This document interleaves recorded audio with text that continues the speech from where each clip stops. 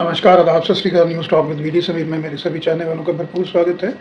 आज की जो चर्चा मैं आपके समक्ष लेके हाजिर हुआ हूँ, ये है पंजाब की राजनीति के बारे में। Punjab is one of the most sensitive and important states of India.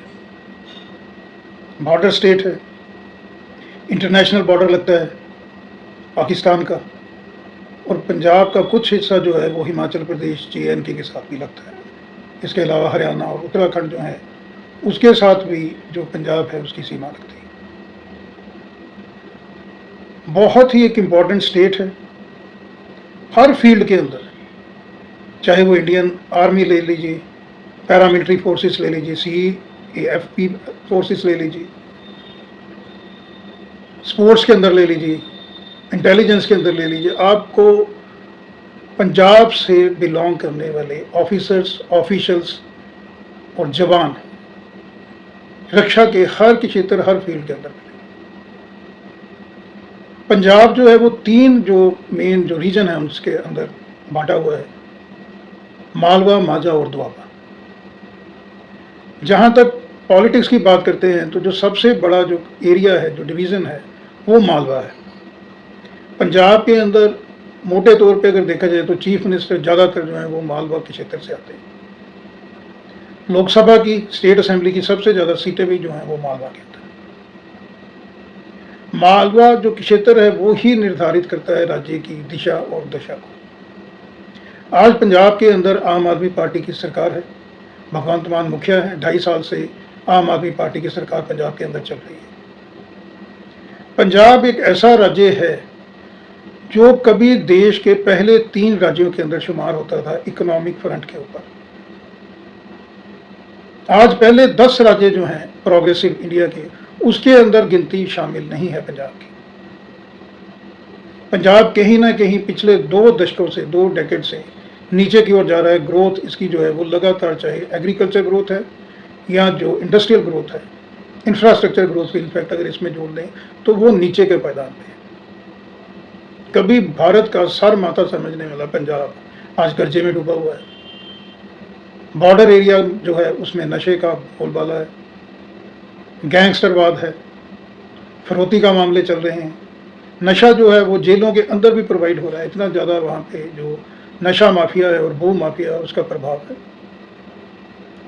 और एक अनस्टेबल सी स्टेट बन के रह गई है। यूथ जो है वो फॉरेन कंट्रीज की ओर जा रहा है।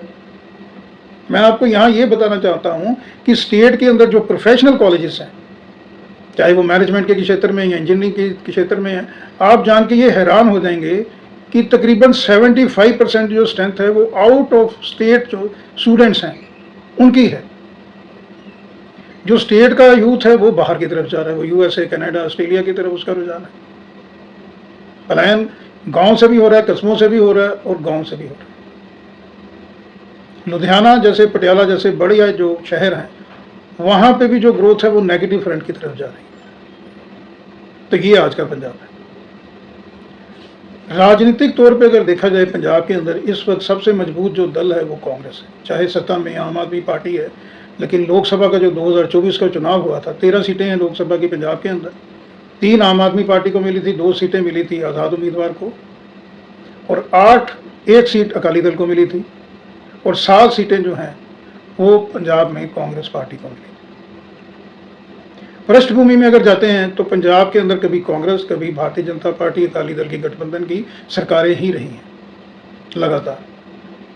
एक टर्म पूरा करके बदलाव हमने देखा पंजाब के अंदर, लेकिन पंजाब के अंदर राजनीति में बदलाव हुआ है, लेकिन फील्ड के अंदर कोई बदलाव नहीं हुआ। पोजीशन जो है पिछले 2-3 दशकों से लगातार जो है वो गिरावट की तरफ जा रही है। अब जैसे मैंने आपको बताया कि राजनीतिक फ्रंट की ही आज बात करेंगे, तो जो गठबंधन हुआ करता था श्रोमणी अकाली दल का, भारतीय जनता पार्टी का, वो बड़ा एक इंटैक्ट उनका गठबंधन था, बड़ा एक टेक्निकली स्ट्रॉन्ग गठबंधन था, केमिस्ट्री भी बढ़िया थी। सरदार प्रकाश सिंह बादल मुखिया हुआ करते थे श्रोमणी अकाली दल के। गठबंधन की शुरुआत हुई थी वाजपेयी साहब के ज़माने से, तो वाजपेयी साहब की केमिस्ट्री बादल साहब के साथ बहुत बढ़िया थी, और लगातार ये बढ़िया ही चलती रही। प्रधानमंत्री नरेंद्र मोदी की जो केमिस्ट्री थी और जो आदर समान था सरदार प्रकाश सिंह बादल के तरफ, वो जग जाहिर है और सभी ने देखा। बहुत ज़्यादा प्रधानमंत्री मोदी सरदार प्रकाश सिंह बादल की रिस्पेक्ट किया करते थे। मालवा के क्षेत्र के अंदर जो रूरल बेल्ट थी और जो माझा के क्षेत्र की रूरल बेल्ट थी, ये दोनों की दोनों रूरल बेल्ट के अंदर होल्ड हुआ करता था श्रोमणी अकाली दल का। दोआबा का जो अर्बन वोट बैंक था और माझा का अर्बन वोट बैंक था, ये भारतीय जनता पार्टी के साथ इंटैक्ट था शुरू से। तो जब ये भाजपा और अकाली दल का गठबंधन हुआ करता था तो रूरल अर्बन एरिया का बहुत बड़ा वोट परसेंटेज, तकरीबन 55 से 60% इनकी तरफ जाता था और दूसरी तरफ कांग्रेस होती थी।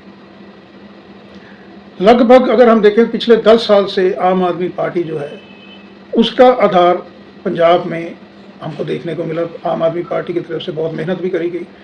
जैसे मैंने बताया कि पंजाब की जो जनता है वो अकाली दल, भाजपा और कांग्रेस सरकार को लगातार देख रही थी और उनके पास कोई ऑल्टरनेटिव नहीं था।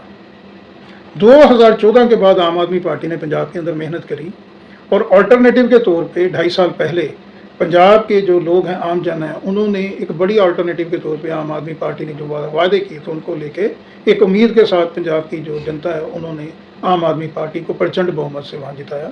इस उम्मीद में भी इंडस्ट्रियल ग्रोथ होगी, नशे के ऊपर और जो क्राइम कंट्रोल है उसके ऊपर कंट्रोल होगी और जो युवा वर्ग बाहर जा रहा है प्लान, उसका भी कहीं ना कहीं जो है उसके ऊपर भी अंकुश लगेगा। रोजगार प्रोवाइड होगा, चाहे वो सेमी गवर्नमेंट के क्षेत्र में है, चाहे प्राइवेट के क्षेत्र में है, PSU के अंदर है, चाहे वो एग्रीकल्चर लाइट सेक्टर है, सबकी तरफ ये लग रहा था कि सरकार जो है वो काम करेगी।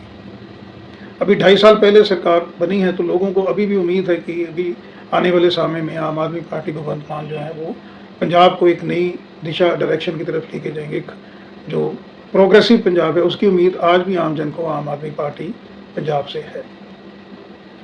दूसरी तरफ बात करेंगे कि राजनीतिक जो पृष्ठभूमि तैयार की आम आदमी पार्टी ने, आम आदमी पार्टी ने जो रूरल वोट बैंक था, जो रूरल वोट बैंक कहीं ना कहीं लगातार जुड़ा रहता था अकाली दल के साथ, स्पेशली जो मालवा की क्षेत्र है सबसे बड़ा, उसमें डेंट करते हुए, रूरल वोट बैंक में डेंट करते हुए बहुत बड़ी चोट पहुंचाई है अकाली दल को।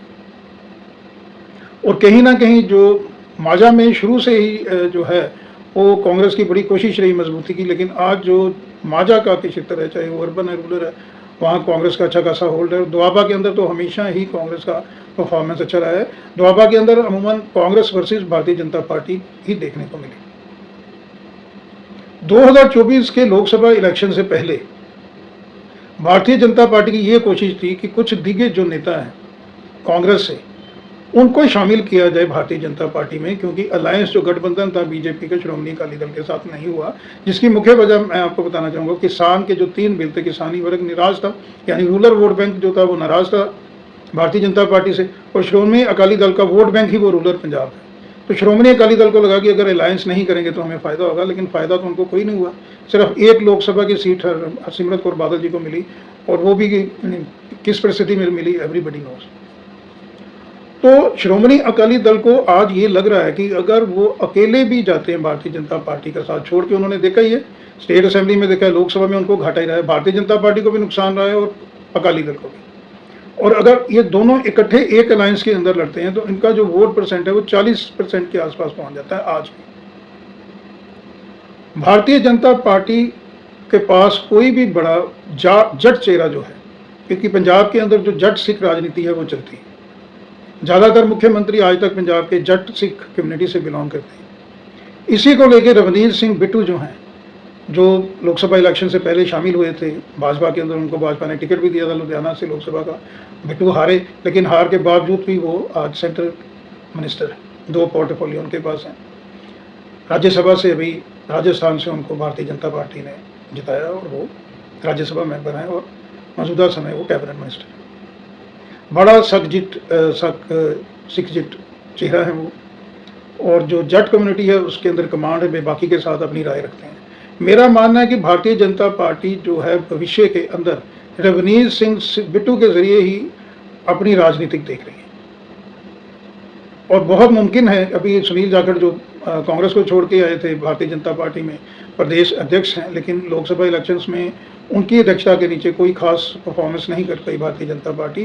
तो बहुत मुमकिन है और कयास लगाया जा रहा है कि आने वाले समय में रवनीत सिंह बिट्टू है, उनको ही कमान दी जाएगी पूरी तरह भारतीय जनता पार्टी की पंजाब के अंदर, अध्यक्ष के रूप में वो काम करेंगे। और आने वाले समय में बहुत मुमकिन है कि रवनीत सिंह बिट्टू ही भारतीय जनता पार्टी का CM फेस भी हो सकते हैं पंजाब के अंदर। भारतीय जनता पार्टी ये देख रही है कि जो हिंदू वोट बैंक है अर्बन एरिया का स्पेशली वो उनके साथ जुड़ेगा, और बिट्टू जी के ज़रिए जो रूरल वोट बैंक है, जो जट सिख है, वो भी उनके साथ जुड़ेंगे। और इसी लीग के ऊपर भारतीय जनता पार्टी अभी काम कर रही है। तो भारतीय जनता पार्टी और श्रोमणी अकाली दल बहुत मुमकिन है कि आने वाले समय में, क्योंकि दोनों के ऊपर सर्वाइवल की अभी जो साख की लड़ाई है, दोनों पार्टियां तभी सर्वाइव कर सकती हैं पंजाब के अंदर अगर दोनों का अलायंस हो। दूसरी तरफ जो कांग्रेस की बात है, कांग्रेस जो है, कांग्रेस का जो वर्कर ग्रास रूट पे है, वो चाहे अर्बन एरियाज में है या रूरल एरिया में, वो इंटैक्ट है।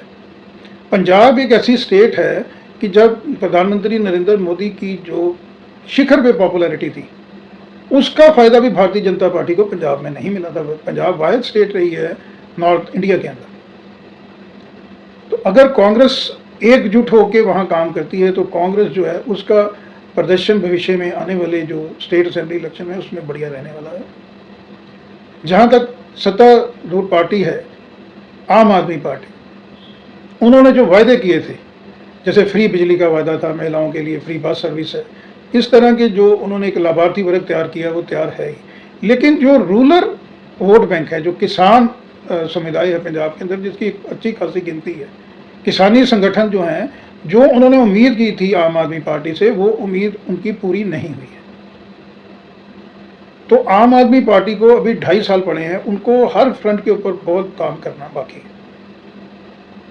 लोगों का आज भी मानना है कि आम आदमी पार्टी कहीं ना कहीं भ्रष्टाचार से दूरी बनाए हुए है, यानी शाहबुद्दीन सब्री के साथ जो मान साहब की सरकार है वो पंजाब के अंदर काम कर रही है, और लोगों को अभी भी उनसे काफ़ी उम्मीद है। तो पंजाब की जो राजनीति है इस वक्त क्या है, चौतरफा हम लड़ाई देख रहे हैं, लेकिन आने वाले समय में मुझे लगता है कि ये त्रिकोणीय फाइट होगी।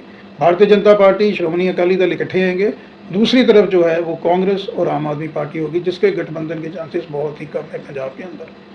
क्योंकि पंजाब का जो काडर है, चाहे वो डिस्ट्रिक्ट लेवल का है, डिवीज़न लेवल का है कि पंचायत लेवल का है, वो कभी भी कांग्रेस का काडर नहीं चाहेगा कि कांग्रेस का अलायंस हो आम आदमी पार्टी के साथ पंजाब के अंदर। तो आज के वीडियो के माध्यम से मैं पंजाब की जो सेंसिटिव स्टेट है उसके बारे में आपके साथ अपने विचार मैंने साझा किए हैं।